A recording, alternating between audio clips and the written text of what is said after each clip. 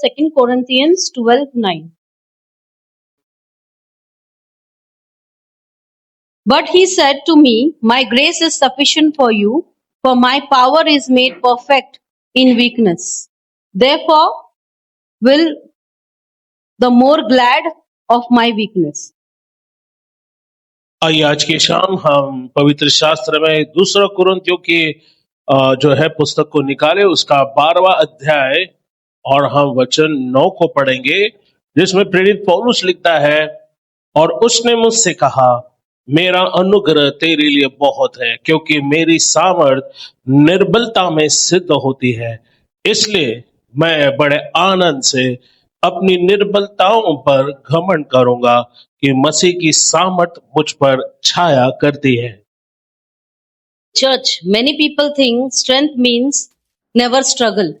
कलीसिया, बहुत से लोगों को ऐसा लगता है कि सामर्थ का मतलब है कि आप कभी जीवन में कोई संघर्ष नहीं करोगे। But God shows us something different. लेकिन परमेश्वर हमें कुछ और ही दिखाता है।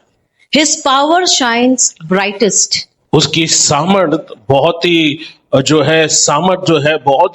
रोशनी या प्रकाश के साथ जो है चमकती है when we feel weak. जब हम कमजोर महसूस करते हैं। We all face many problems. हम सभी बहुत सारी समस्याओं से गुजरते हैं। We feel tired.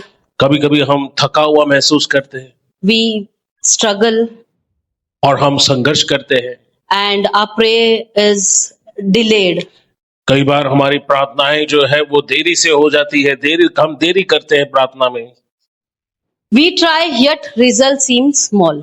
हम बहुत से बार कोशिश करते हैं लेकिन नतीजा बहुत कम निकलता है। In those moments, God does not step away. और ऐसी घड़ी में परमेश्वर कभी भी जो है वो अपने कदम पीछे नहीं हटाता। He step closer. वो हमारे निकट आता है। Amen, church? आमीन कलीसिया। The Lord said, my grace is sufficient. और प्रभु ने कहा कि मेरा अनुग्रह तेरे लिए काफी है। That means His grace is enough for every problem, for every burden. और उसका अनुग्रह, इसका मतलब काफी है हर एक बोझ उठाने के लिए, हर एक जो है भार को उठाने के लिए। Every trials. और हर प्रकार की जो परीक्षाएं आती है। You may feel it's enough. आपको शायद लगे कि बस इतना ही काफी है। But God's never run away. लेकिन परमेश्वर कभी भी जो है आपसे दूर नहीं रहता। Weakness is not the end of your story. अगर आप निर्बल हो, कमजोर हो, तो ये आपकी कहानी का अंत नहीं है। It's the place where God ये वो जगह है जहां परमेश्वर begins to show His power. वो अपनी सामर्थ को दिखाना शुरू करता है। When you cannot carry yourself, जब आप अपने आप को लेकर चल नहीं पाते हो, He carries for you. तब वो आपको लेकर चलता है। His grace उसका अनुग्रह lights your path. वो आपके राहों में ज्योति जलाता है या प्रकाशमान करता है आपके मार्ग को। Do not be ashamed of your weakness. अगर आप में कोई कमजोरी है तो उसे लेकर आपको शर्मिंदा होने की जरूरत नहीं है। Offer to God. अपनी निर्बलताएं, अपनी कमजोरियों को आप परमेश्वर को दे सकते हैं। In His hand, weakness becomes a testimony. उसके हाथों में हमारी कमजोरियां जो है वो एक गवाही बन जाती है।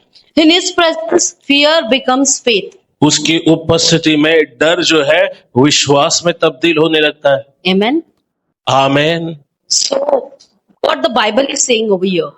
बाइबल यहाँ हमें क्या बताती है? His grace is sufficient for you.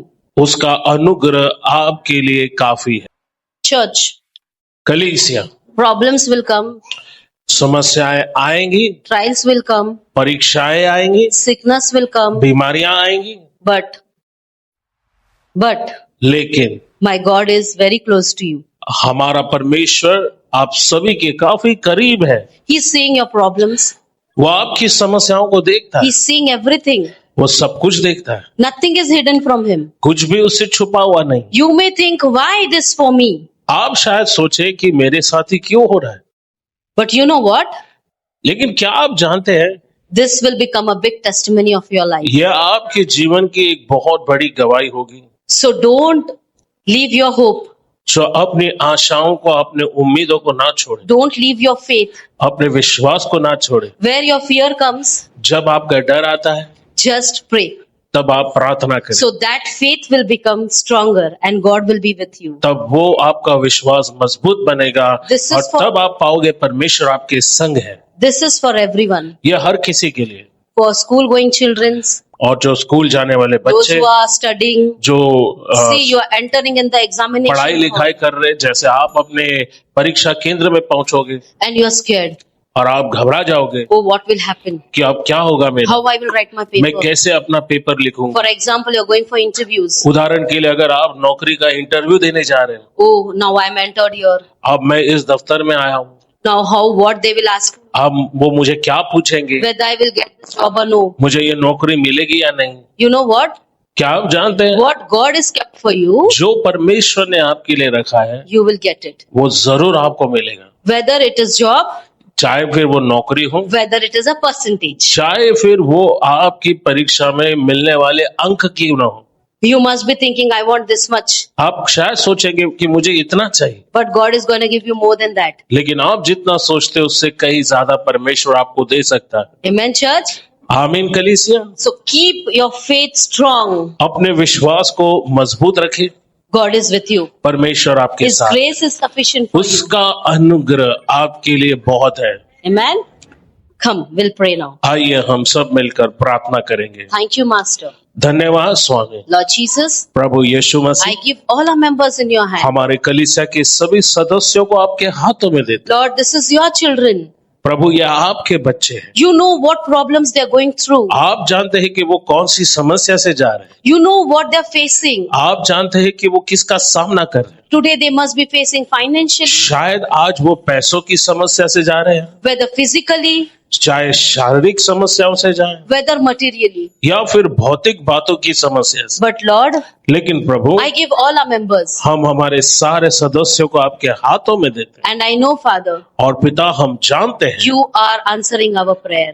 तू हमारी प्रार्थनाओं का उत्तर दे रहा है, Because you said, क्योंकि तूने कहा ask, मांगो it shall be given. तो तुम्हें दिया जाएगा। So I am asking for my church. सो आज मैं अपने लोगों के लिए मांगती हूँ, Give them good health. उन्हें अच्छी सेहत प्रदान कर। Whatever our people need, Father, जो भी जरूरत हमारे लोगों की है you give it to them. आप उन्हें दीजिए, And those who are watching us online, और जो हमें ऑनलाइन देख रहे हैं bless them too, Father. उन सभी को आप आशीष Bless their दीजिए, lives too, Master. उनके जीवन को आशीष दीजिए। I thank your name.